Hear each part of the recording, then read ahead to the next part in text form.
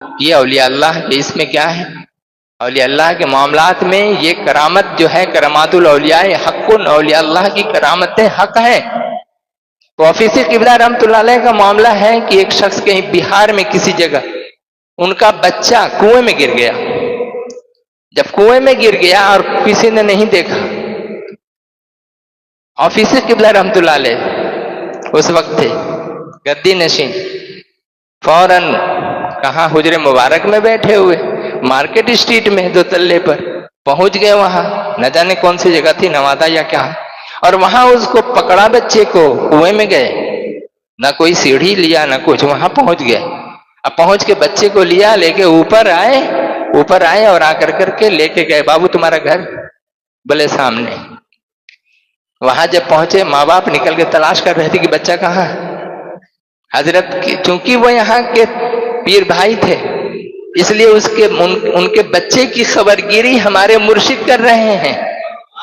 ہم پڑھتے نماز اور وظیفہ، میرے بچے یا میرے رشتہ دار نہیں پڑھ رہے ہیں، لیکن یاد رکھیے کہ میرا تعلق اس دربار سے ہونے کی وجہ سے ہمارے تمام رشتہ داروں کا خیال مرشد رکھتے ہیں۔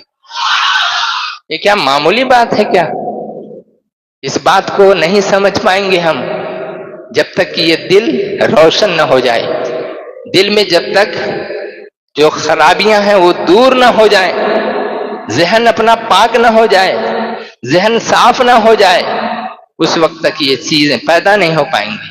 جب وہاں گھر تک پہنچا کے اس کے ماں باپ تلاش کر رہے ہیں، یہ تو میرا بچہ، بولے یہ تم دیکھ کر کے نہیں رکھتے ہو، اپنے بچوں کی حفاظت نہیں کرتے ہو۔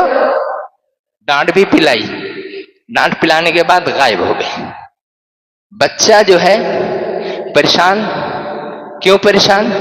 باپ کو خبر نہیں اس کی کہ جو آئے ہیں وہ کون ہیں، لیکن بچہ کہہ رہا ہے کہ بابا ہم کنویں میں تھے، کون ایک پگڑی والے احرام باندھے ہوئے کون آئے، ایک ٹھو بوڑھے سے آدمی، وہ ہم کو وہاں سے نکالے، نکال کے اوپر پھر آپ تک پہنچائے۔ وہ آدمی چونکہ پیر بھائی تھے، انہوں نے سمجھ لیا کہ ہمارے مرشد تھے۔ اسی طرح کا ایک واقعہ، ٹھیک ایسے ہی ایک واقعہ آذان گاچھی کا ہے۔ وہاں ایک پیر بھائی کا ایک بچہ بچپن سے غائب ہو گیا، غائب ہو کر کے بہت دن تک جو ہے وہ باہر رہا، پڑا رہا، کوئی اس کی خبر نہیں، کچھ نہیں، نہ وہ خبر دے رہا ہے، نہ یہاں سے کوئی خبر مل رہی ہے کہ کہاں۔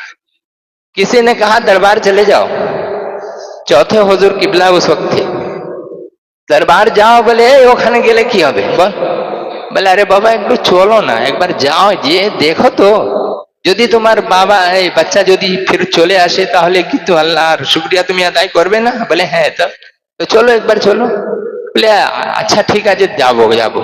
मैंने वो कतरा रहे आने से, मगर चूंकि बच्चे की मोहब्बत और प्यार इतनी है तो वो उनका क्या हुआ कि जब वो तड़पते रहे तो फिर आए दरबार मार्केट स्ट्रीट।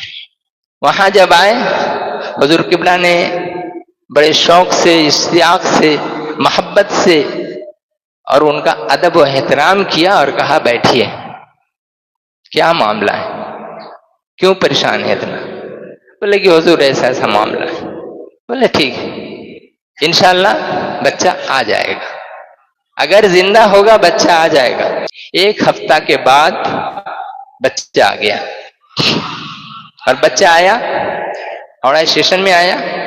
फिर उसके बाद वहां से फिर जैसे जैसे लोग, याद तो था थोड़ा, पूछते पूछते वहां पहुंच गया। वहां लोग हैरत में पड़ गए। जब हैरत में पड़ गए, अरे तू की करे आसली, तू कोताय छिली, तुम कहाँ थे, कैसे आए हो? बोले একটা বুড়ো, আমি তো ফুটপাথে ঘুমাতাম, একটা বুড়ো লাঠি নিয়ে আমাকে বলতো এ বেটা বাড়ি যা, এ বেটা বাড়ি যা, এ বেটা বাড়ি যা। সেই আমাকে অত বিরক্ত করেছে, আমি আসতে চাচ্ছিলাম না, কিন্তু আমাকে হাত ধরে স্টেশনে নিয়ে এসে তারপরে টিকিট কাটিয়ে আমাকে গাড়ির উপরে বসিয়ে দিয়েছে আর তারপরে বললো কি যা সোজা একবারে বাড়ি চলে যাবি। बोलिए, हमारे मुर्शिद हैं तो अल्हम्दुलिल्लाह ऐसे मुर्शिद हैं, लेकिन जब हम दिल से मानेंगे तब हमारे लिए फायदेमंद होंगे। जब वो बच्चा जब यहाँ आया, बोले तुम आ गए, چونکہ ایک ہفتہ ہوا تھا حضور قبلہ سے ملے ہوئے، پھر وہ بچے کو لیے، بولے چل. اب تو ان کو یقین آ گیا، یہاں بول دیا جودی جیو تھکبے تاہلے انشاءاللہ چلے آسبے. تو اب تو آ گیا بچہ، لائے. جیسے ہی لائے حجرہ مبارک کے پاس پہنچے، وہ صاحب اپنے بچے کو لیے ہوئے اوپر جیسے ہی جاتے ہیں، فوراً بولے بابا بابا এই বুড়ো বলে এই বুড়ো ছিল ডেলি আমাকে বলতো এই বেটা বাড়ি যা, এই বেটা বাড়ি যা. بولیے ایک دم بالکل سب ثبوت کے ساتھ ہی واقعہ، کوئی غلط نہیں.